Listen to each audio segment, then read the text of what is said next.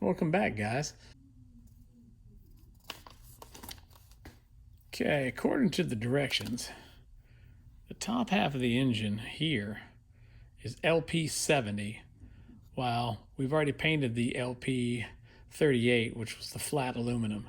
So what we're going to do is we're going to mask off this area here and paint it LP70, and then later come in and do some of the detail painting.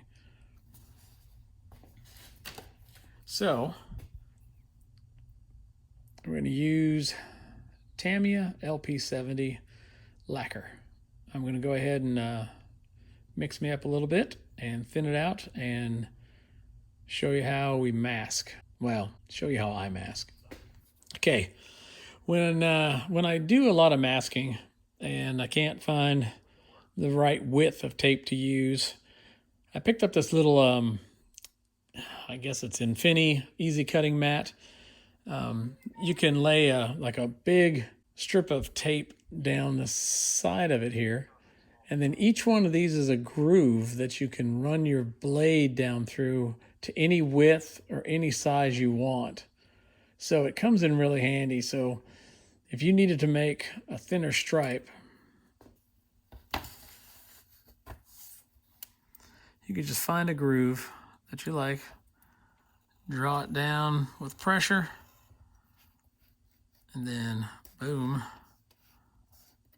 Well, I say boom. You just peel it up and you have a nice straight edge, and it's really thin. And you, like I said, you can get it down to really thin or wide or just a combination of everything to get the exact size that you want for your model. All right. So if we look at the directions again, we're looking for right between these two lines here. So this little line between there and up.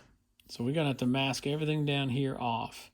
So if you get your part and you look here on the casting, this little line right here is your guideline for your tape. So you're just gonna run your tape in between these two layers and tape off everything below. So basically what I'm gonna do is I'm gonna take the tape and just kind of follow that line across and just kind of press it in using a toothpick and just kind of press it into the area so that way the paint won't bleed. I use a smaller width of the tape so that way it'll conform better than like a bigger piece of tape. And then I'll come back afterwards and tape all of this area down here with bigger pieces of tape. But just for the detail painting, the detail taping, I'll just go ahead and follow this line around as best as I can, tucking the tape up and under. Well, I say up and under. So all of this up here has to be taped off as well. So I'll go in, I'll save that for later with a big piece of tape and kind of come in over here and tape all this area. So I'll just snap this off and continue around. And it may take like several pieces just to create the line and get it right. But just kind of tuck it in, follow the line, keep it straight. I mean, the good thing is you got a mold line in the plastic to follow your tape around, which I'm not doing the greatest of job here. So again, you can just take it off and start over again. That's better. And again, make sure that edge is pressed down firmly so that way paint won't seep down. Which, if it does, it's no big deal. You can come back in with a little bit of touch-up paint and touch that up. But so there is the first part. So I'm going to go ahead and keep masking around in a line around the engine, and I'll get back to you. All right, back from all taping up. Doesn't look that pretty, but the lines are there. I just took bigger pieces of tape to fill up the mass of area. Like I said, it doesn't have to be perfect because I can come in after the airbrushing and pick out the parts with just a little bit of a hairy stick or paintbrush. So I'm going to go ahead and paint this up, and then we can do which is one of my favorite parts is taking all the tape off and seeing how I did. So I'll be right back. All right, figured I'd go over how I thin my paints again. First, take a equal amount of Mr. Leveling Thinner, Mr. Color.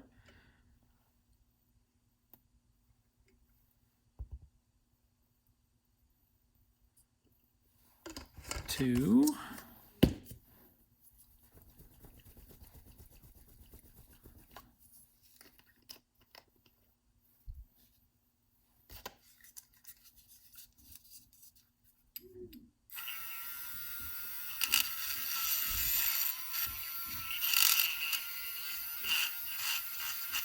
Give that a quick stir.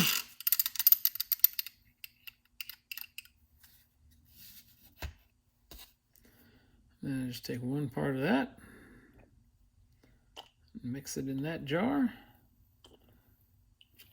And if I don't use all the paint in this airbrush run, I'll just go ahead and put it back in the jar. And sooner or later, the jar contents will be full with pre-thin paint. What I usually do is whenever I order new paint, I try to get 2 jars so I can keep one for brush painting and I can thin the other one for airbrush. So there we go, got it all stirred up. I'm ready to airbrush. So I will be back in a minute. All right, well, we've got it shot with the gloss aluminum paint. I'm going to share my airbrush booth and my techniques when I get that area straightened up a little bit and more photo ready. Right now it's kind of a mess, so hopefully get around to that. So now the fun part. Get to start taking all of this tape off just by layers.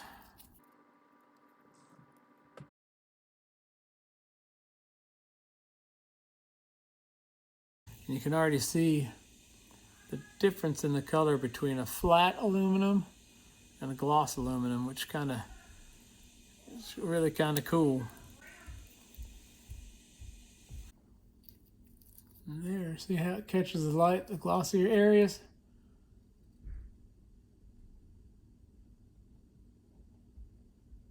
Pretty happy with that. Now that all the masking is done, I am going to mix up some wash that I use. I use some of the Tamiya washes sometimes, but I also like to mix my own, and I just like the color sometimes better. So I use Winsor Newton oil, raw umber, and then I'm going to thin it with just normal paint thinner. I happen to get this at Hobby Lobby. So just going to go ahead and squeeze some into the tube.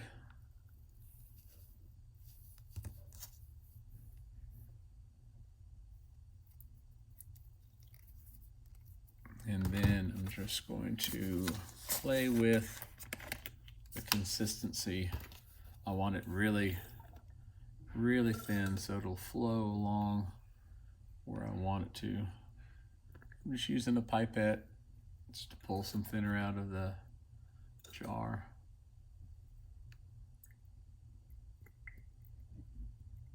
So I'll do a little bit at a time.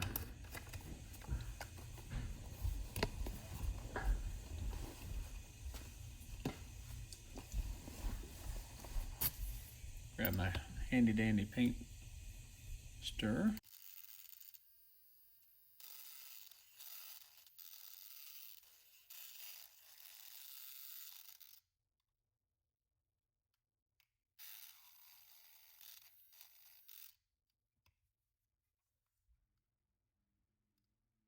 Pretty good consistency. See how it rolls down the jar. Still, I think I'm going to go a little bit thinner.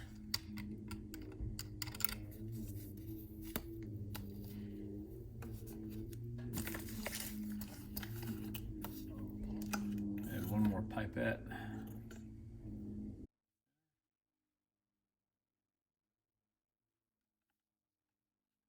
I'm also creating plenty of wash that'll last quite a while.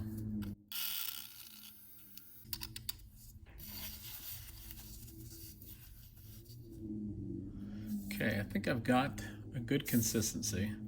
So I'm going to do a little wash on this engine so that way it kind of helps the details pop out a little more. And before I do the final detail painting, which that paint will go over the top. So I've got it a pretty good consistency so that way it'll flow pretty good. So I'm just going to take a nice thin brush. This happens to be just a Tamiya modeling brush, but it has a really good point. And then this way, you can just touch, and the paint will go from your brush, and it'll just flow along.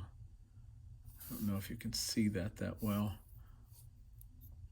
If I just touch up here, it just kind of flows along the edges and creates kind of like a definition line,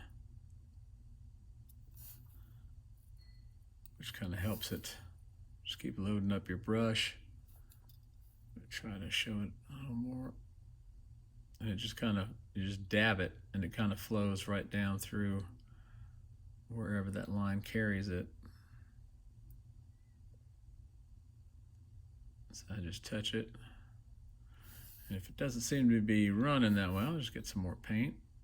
And again, having a really thin brush helps because it you know, you're not getting it over any places you aren't intending to get it. So I will do one side and then show you what the difference looks like. Okay, I finished one side just to show you, kind of see how the wash helps bring out the details a little bit more. So I just kind of find the lines and just touch and let the wash flow around. You can tell the difference from this side to this side that I haven't done. See, it's kind of plain, doesn't have a whole lot of dimension. You switch to this side, it starts bringing it to life. Because an engine overall is kind of a dirty thing. Even as much as you clean it, still have oil leaking and just residue from dirty stuff. So that's just a process. It takes a little bit of time, but when it's all said and done and all the detail painting goes on top of it, it just will help make everything pop. Just some added details. So I'm going to work on the rest of the pieces and I'll be back. While I was doing the wash, I realized that I forgot to paint one part. This little part right here, the top part is like a cap of some sort, and it has to be LP5, which is a semi-gloss black. So I'm going to do that real quick.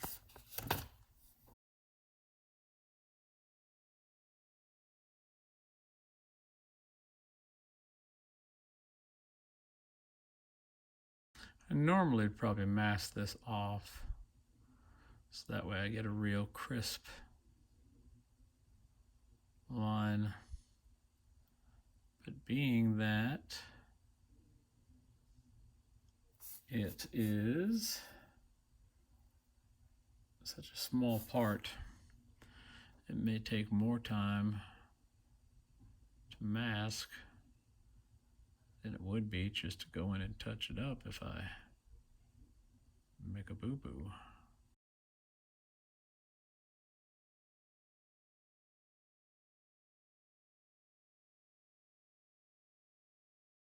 I'll let that dry, and then I'll get the colors ready that I need to do all the bolt heads.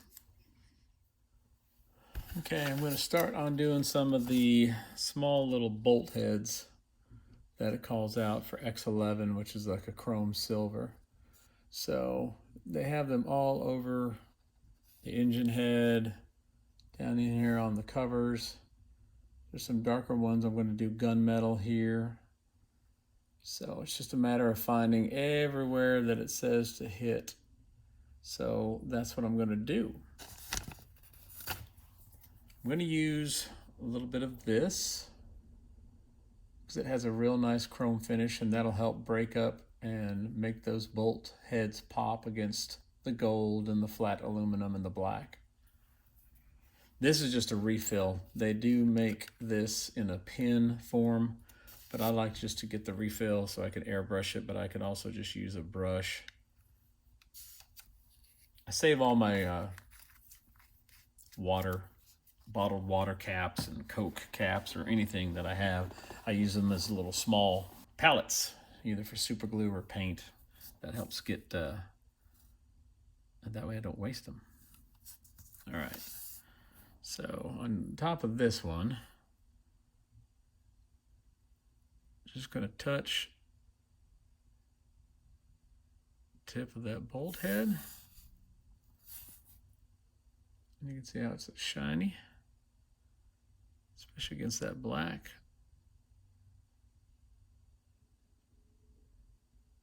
Touch that one. Touch that one. And then see how that just kind of pops out. So now I'm going to go around and do some of the other ones. You can see down here, where is it? Right there. See all these I'm going to touch with that chrome paint as well.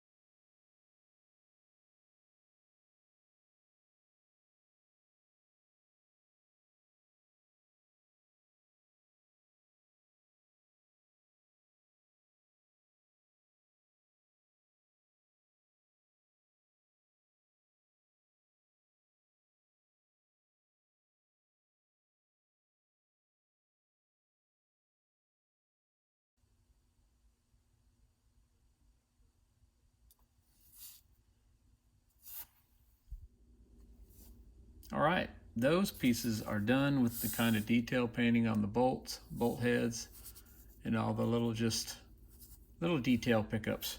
So now we're to the final part where we're going to mate this piece with this piece, and that will wrap up step one. So pretty simple. We're just going to glue this per the directions. We're going to glue that to the bottom of this engine block. We've already glued up all the other pieces. So this will be the final step of step one. So we're just going to grab some glue, go around.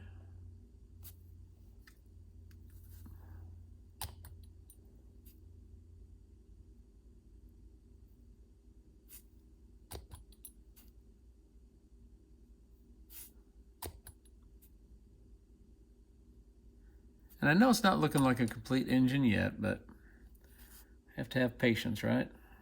Which sometimes is not the easiest thing for me. And looking at this, I kind of see the top cap. I see some brush strokes and some other inconsistencies that I don't like. So I will fix those before the next video, and we will see you guys with the beginning of step two. Thanks for watching. And don't forget to like and subscribe. I appreciate all of you guys. Have a great day.